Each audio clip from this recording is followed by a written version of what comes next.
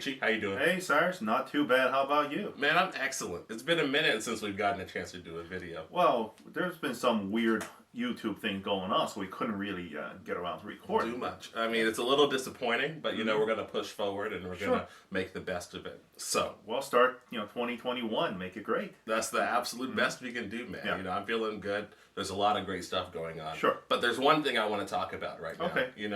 Everything going on with the box office right now. Wonder Woman was really seen as an opportunity to really help the box office Sure. really make a change. Yeah, year-end, Christmas, and all of that. Absolutely. There aren't really a lot of movie theaters open here where I live. But when I was home in Texas, I got a chance to go see the movie. Okay. And I have a lot of thoughts about it. Okay, well, I haven't seen it yet, but there's reasons why, which I guess I'll elaborate a little bit more on it. But why do you start on that since you've seen it? Man, there are so many issues with this movie. First and foremost, I love Wonder Woman. I think Gal Gadot is an amazing character. Sure. Actress, and I think she really was one of the best parts of this movie. But I had a lot of issues with the plot and the villain, and I felt like this movie really wasn't a superhero movie. It didn't have any of the plots or things that superheroes tend to want to go through. Sure. And it was just more of a chasing mission, more often than anything else. Okay. The real issue, first and foremost, started at the very beginning of the movie. They were having this scene where Wonder Woman was trying to compete against other Amazonians as a young girl. Sure. And she almost won, but ended up falling off her horse and finds this other creative path in order to try to win. Sure. But then she gets scolded by one of the other Amazonians, and the major theme of that entire 10-minute segment was lying is bad, cheating is bad. That would have never happened to Captain Kirk. That wouldn't. Like, come on Yeah. now. Like, that wasn't exactly a big, profound thing. And I don't really have a problem with that. But that theme really doesn't have a big bearing on the rest of the movie. Yeah. In and of itself. Yeah, so that is weird because that means they set up something, maybe as a thing, but never became a thing. Right. And if you look at the actual conflict that happens throughout the movie, it has nothing to do with lying or with truth. It has everything to do with reality and accepting the world as it is and trying to make it better within your own power. Sure. The real theme of the movie is that, and the big crux of the issue is when you look at it, is when they're trying to find this wish stone, which is related to like a monkey paw. Yeah, And this guy who's a billionaire trying to basically change the world and give everyone wishes that they want. But it always comes at a cost. See, but this is where I want to elaborate on why I didn't see it. Because I read a synopsis about a year ago online, where they kind of talked about the story. At the time, nobody knew whether it was true or not. It was unconfirmed. They were saying, okay, in this movie, Wonder Woman's going to be dealing with a wish device as a plot device versus a businessman. Right. And you just kind of go, oh, that sounds like a terrible idea for a superhero movie. But at the time, it was, like I said, a year ago, you didn't know whether it was going to be true or not. Right. So I kind of just go, okay, I'll hold off my opinion on it. But I just, at the core, you knew that was a bad idea. Right. The other issue that I had was that this movie really wasn't about Wonder Woman. She was only really a third of this movie. Sure. The other real portion of this movie had to deal with the woman who becomes Cheetah. Yeah. And then Max Lord or something. Maxwell Lord. Maxwell Lord. Yeah. Were the other two characters. And they spent equal amount of time on them as they did on Wonder Woman. Yeah. Which I just felt was a big disappointment because she didn't really make any big strides as a character in this movie. Yeah, well, that's the problem, too, because I think, Cheetah should be the center focus of the story. Yeah, she should have been the main but then, of antagonist. course, when I read the synopsis, that was almost like not even mentioned. Right. So I was going, okay, what the heck is this? The other thing is, I think it's the same mistake they made in the first one, where they had a female villain, Dr. Poison, which I thought was great. Right. Felt like a character that would fit naturally within a World War I scenario. Even the name Dr. Poison, I thought that was brilliant. End up not doing much in that first movie. I agree. Yeah. Here's the other thing you have to consider about this movie. The physics and the fight scenes were terrible. Okay. I mean, they were some of the worst I've ever seen. In the first movie, I felt like Wonder Woman really had a lot of kinetic energy with all of her moves. Sure. She had her sword and her shield, and she was breaking through the lines, Yes. storming over, into enemy. Yeah, there was some grand, action sequence in that Right, first one. and the physics made a lot of sense. You could really feel the weight of everything she did. Sure. In this movie, everything she did felt weightless. And that was a real problem. When she was swinging using her rope, her lasso of truth, she wasn't really swinging. She was more just gliding. Yeah. That was an issue. I'll tell you this. That may be problem of getting a different second director second unit director right. on the project. First one, they may have somebody else totally different. Most of the time when it comes to action sequence, it's really not handled by the director, him or herself. Right. It's usually they leave it to the second unit director who shoots on the action stuff like that. Also, Zack Snyder was on the first one too. Right. He could have probably had a better, person in charge of the action, but then they booted him off, and now, which also solved their problem with the first movie too. Where when everybody talked about how good that first movie was, it was really the middle part. Yes, the middle was the best the middle part. part when she was fighting the Germans going through that little town.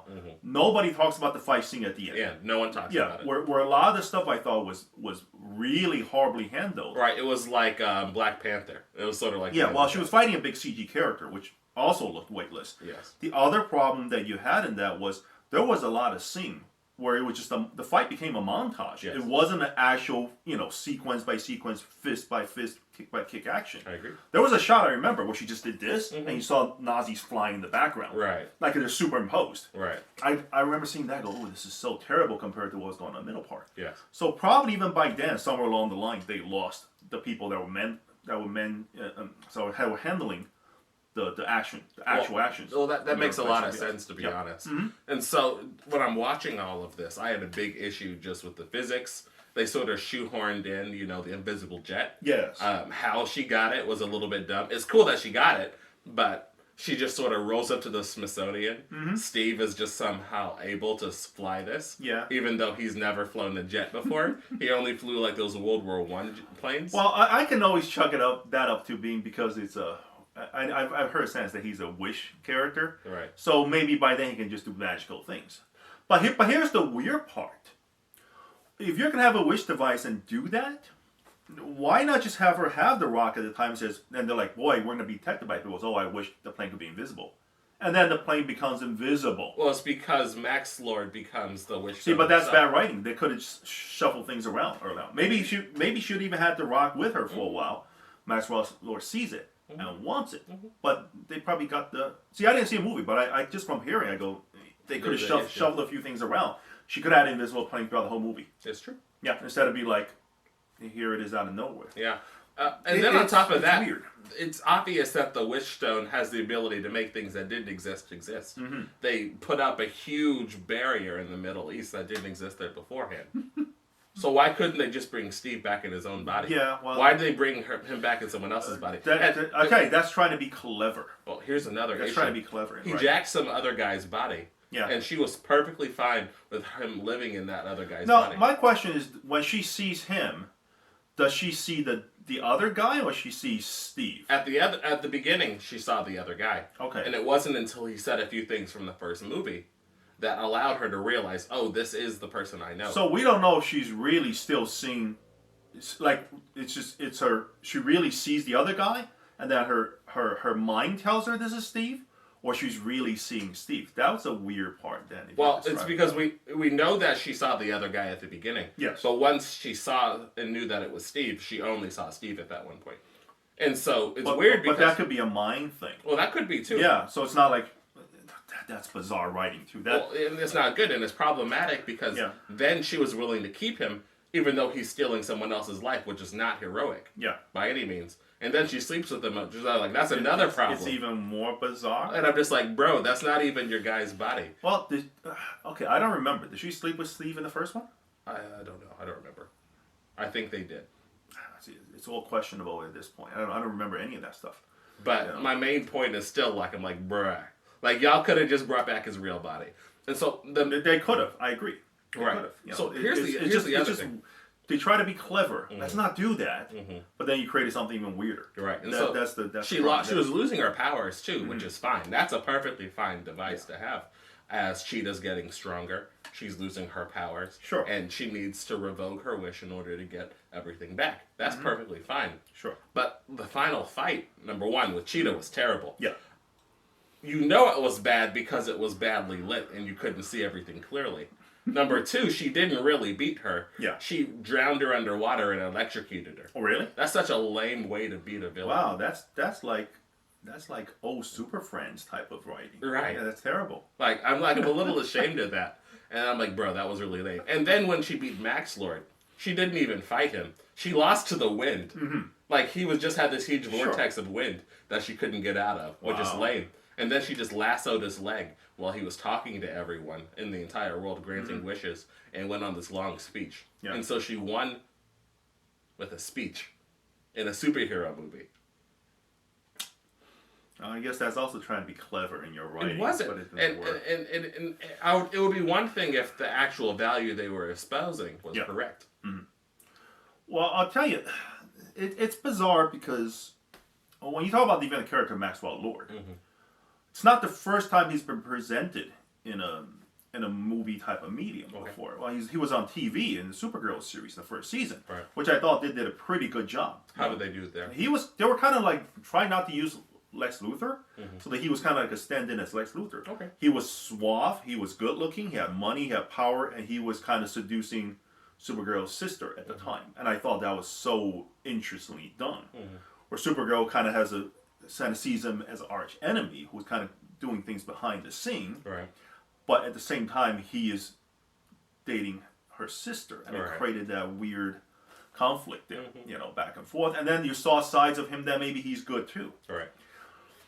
So I just thought you already presented that character very recently, only several years ago. Now you have this big movie version, which goes against to what the public perception is. They should have gone with a totally different villain instead. And here's the other part with this problem with this entire movie is he achieves his initial goal instantaneously. Like, it takes him almost no time to achieve that. Sure. And he goes mad, quite literally, by the end of the movie, where his brain is starting to deteriorate. Sure. And the only thing he knows is that he wants more. But the question is, more of what? Like, it's not like he was gaining more power. I just think everything you described to me just sounds like bad writing. It was bad writing. Yeah. Like, the problem was that they kept on upping the stakes, but they couldn't clearly define what those stakes were. Sure. Therefore, it became less interesting. A lot of my favorite movie villains had very specific stakes that they were able to incorporate. Oh, yeah. Great example of this for me would be Die Hard. The first one, the stakes are very clear with what John McClane has to go up against. And what the main villain there actually wanted was clear by the end of the movie. Yes. And it was very exciting and interesting to watch it happen. Yeah. Here, it's not clear at all what this guy really wants after he achieves his first goal. And he continues on for the rest of the movie. Well, here's what it is. I think the problem is...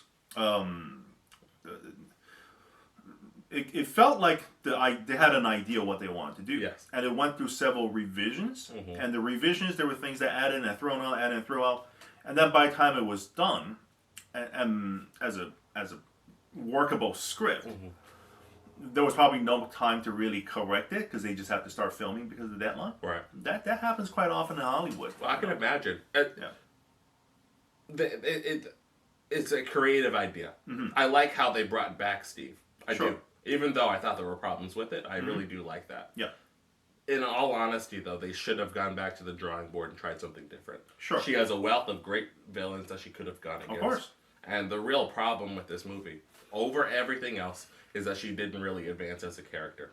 They gave her a bunch of new powers. Yep. She could fly now. Sure. She could catch lightning. She had the invisible jets. She could make things invisible now. But the problems really outweighed the advancements. Yeah. You don't just give people new powers without a real association with it. Sure. You know what I mean? Like, I don't feel like any of it was really earned in the way in which they did. It felt like there's no weight to the movie. Correct. And this goes back to early on saying you establish the idea of, like, you shouldn't lie, and cheat. Which I think that's a great thing for Wonder Woman. Yes. Because her power is the lasso of truth. Truth. Correct. So that should be played very heavily throughout the movie. But from what you described, they had that, like, somebody had that idea. Yes. And then somewhere along the line, it's lost in the process of adding and throwing things out. Correct. And at the end, it was like a mishmash. There's also discussion that there was heavy reshoots that was done too. Oh, I can imagine. So I wonder what a bigger mess that would have been if they do any reshoots. But then usually in the process of a quick reshoot, like you've seen Justice League movie, it becomes even weirder movie. Well, Suicide Squad was an even worse example of that. My real thing and opinion on all of this is simple. Yeah. If you don't have a good script, you don't start the movie. That's what it is. Because you're basically setting yourself up on unsolid ground, on shaky ground. Oh, yeah. And you're trying to build a super structure on top of it, and that's a problem. If you look at The Dark Knight And if you look at Batman Begins, those had excellent scripts. Sure. If you look at most of Christopher Nolan's movies, excellent scripts. Sure. Very tight concepts. Mm-hmm. Very easy to put forward. Yes. If you look at Civil War, for example, or many of the Marvel movies, the good ones at least, they really did have their themes in order, and they had a really tight scripts for the most part. Well, I don't think it's that hard to achieve a good script. Yes. I really don't think so. I don't even think there's that much problem you have to go through rewrites and reshoots. Mm-hmm. But I think it gets down to the point where people have no clear idea what they want to do. So they're trying to do too much. I don't even know it's too much. I think it can do a lot. Because I've seen movies where it's like, my God, there's like stuff going everywhere. But at the end, when it's all said and done, they pulled it together. Well, you have to understand that requires better writers. That requires a better writer. That requires somebody who says, there's a goal we need to achieve for this movie. Of course. Yeah. Well, if you think about some of my favorite action movies of all time, they had very simple premises. Sure. Well, action movies should. Superheroes should also fall in that same category. Correct. Too. Well, and a lot of these movies nowadays, they're trying to be too clever with their writing. Yes. If you look at a lot of 80s movies from the 80s, for example, Commando, a lot of Arnold Schwarzenegger movies, they were rather simple. Yes. And their plot. Yes. You know, his daughter got captured, and so he needs to go save her. Yep. And he needs to go through a ton of enemies in order to do that. Good guy, bad guy, no shades of gray, very clear. Problem is nowadays movies try to have that weird shades of gray that nobody's good, nobody's bad, and it's kind of like that's not how storytelling is. It works, right? Yeah, it's not. Well, maybe you try to be a little bit more realistic, but but the truth is it's not doable in a short, concise 1 hour and a half. TV shows can do that. Yeah, because they're longer. Yes. You can stretch it out for for 24 episodes, 25 episodes. Right. And if you're going to go for that morally ambiguous kind of story, that needs to be the entire theme of the story. That's right. I feel you can't have that as a side theme. No, not when you start out the movie saying lying and cheating is wrong. Right. Then you definitely put down. You said black and white. Yeah, you cut the line between this is right and this is wrong. Right. And that should be the dominant theme throughout the whole movie. Correct. Did anyone ever go to Wonder Woman and says, "This is wrong the way you brought Steve back"? Well, he did. Oh, he did. He was the one that was telling her. Well, that's interesting too. Then okay. Right, and she was the one that's like, no. After all of these years, I've done all of this good for people. It's finally time that I get something that I want. Wow, that's selfish. Well, yeah, and I think that was an important growth moment for her. Mm-hmm. But in reality, she didn't give him up until it became untenable, not beforehand. I see. And imagine how different it would have been if there was some kind of other reason for why she had to give him up. It wasn't until she got thoroughly whipped. Why wasn't Steve presented to her by Maxwell Lord as a seduction? That would have been interesting. Right? That would have been. Mm-hmm. Just be like, I can grant you any wish you want. Here's this man. Mm-hmm.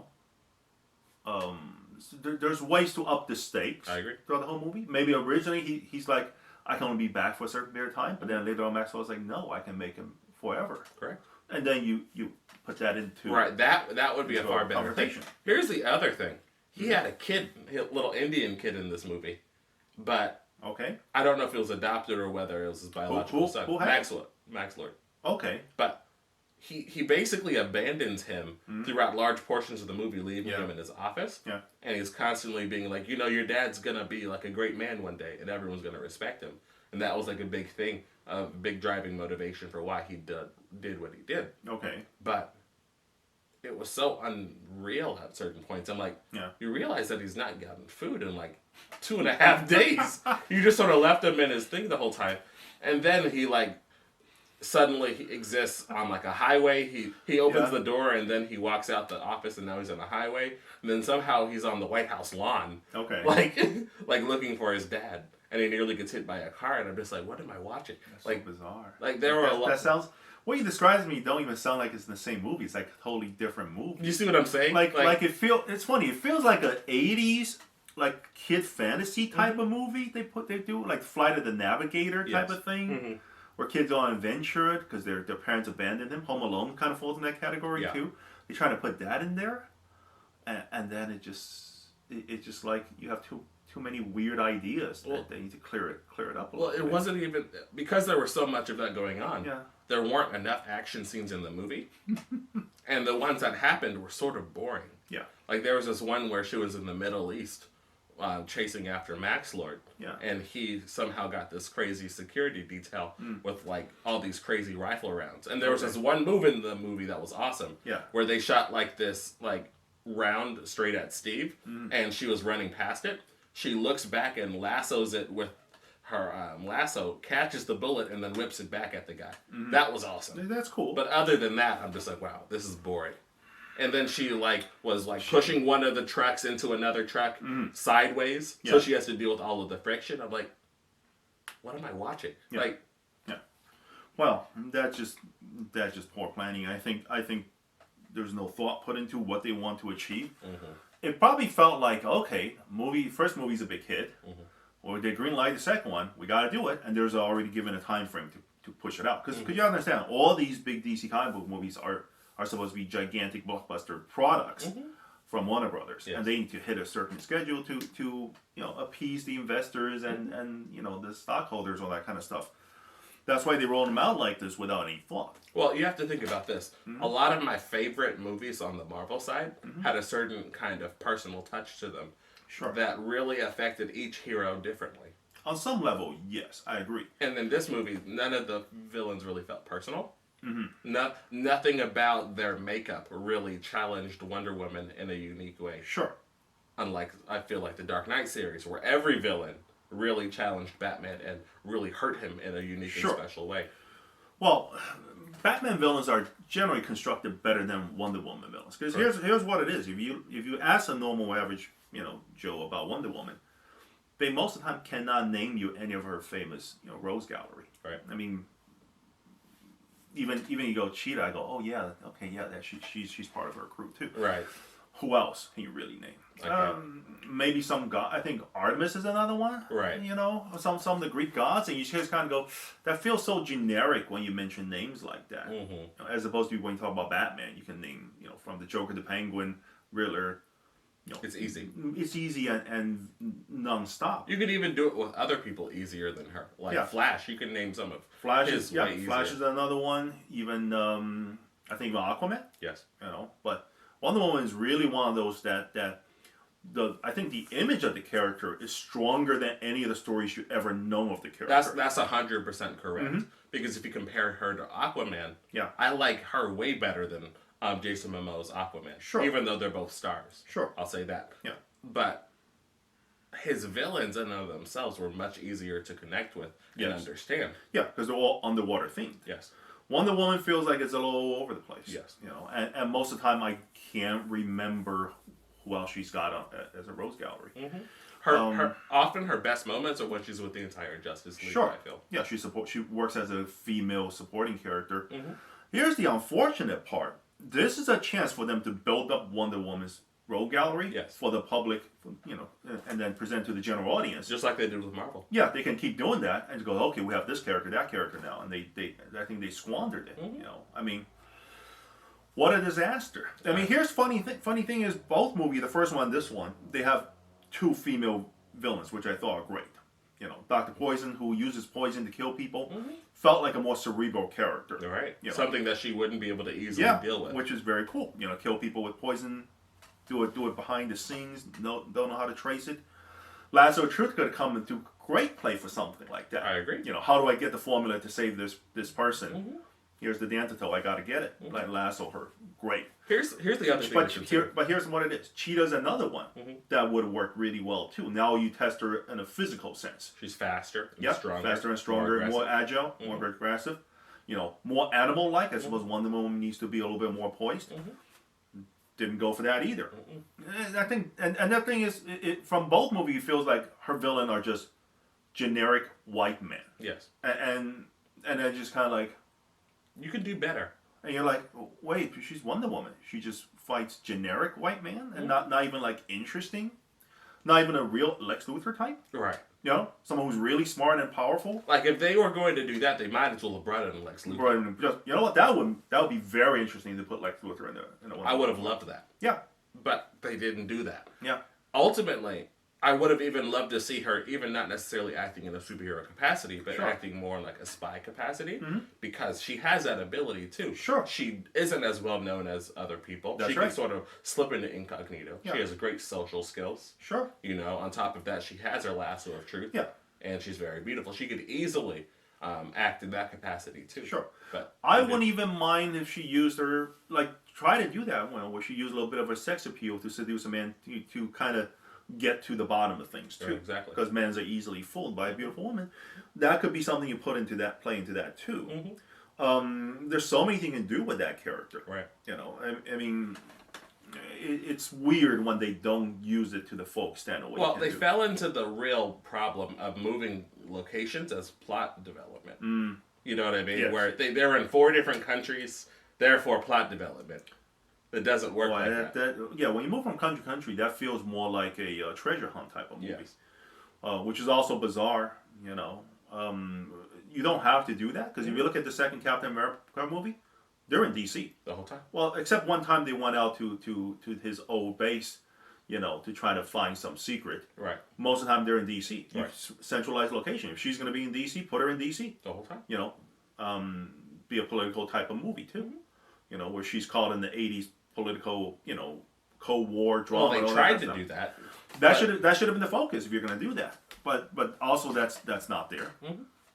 Bizarre. Well, I think we've covered this pretty extensively. Yes, There's a lot of issues with it. Well, yeah, like I said, I read the synopsis a year ago, and then maybe go, I don't know if I want to see something like that. So of course, when it's out, I'm not rushing to see it. I guess I'll see it eventually, and then we may record a second one where I complain about it from the beginning to the end, like what a disaster. I'll tell you what. It was nice to go see a movie again. That was the first one I had seen since Tenet in the middle of the year. Yeah, but man. I used to go see 2 movies every week. Right. But now because of COVID, I'm like, it's a big disappointment. It is. I'll tell you what though, Shazam was better than this movie, but this is still better than I would say Batman versus Superman. Sure. I would say it's still better than Suicide Squad. Probably true. What else is there? Aquaman, I'd say it's about the same as Aquaman. Yeah. Maybe a little worse. Aquaman was more really turn your brain off and just watch special effects. I don't have any big issues with Aquaman. It just was an unimpressive movie, but I enjoyed it still. Yes. So I'll say this is worse than Aquaman because Aquaman didn't have any huge issues. And what? Well, Aquaman was a little bit more focused. Yes. I remember that. They still sent him on a weird, pointless treasure hunt as well. It's weird when they do these in these movies. You're like, why do they need to spend the globe? Yeah. And then let's put Aquaman in the desert for a little while. Huh? Couldn't he travel the 7 seas and see different parts of the Right, but I sort of like seeing the other kinds of Atlanteans out there. That was sort of cool. Sure. And the villain in that movie was cool. I really liked him a lot. But Man of Steel, that one's still polarizing to me. I don't know how I compare this to Man of Steel yet.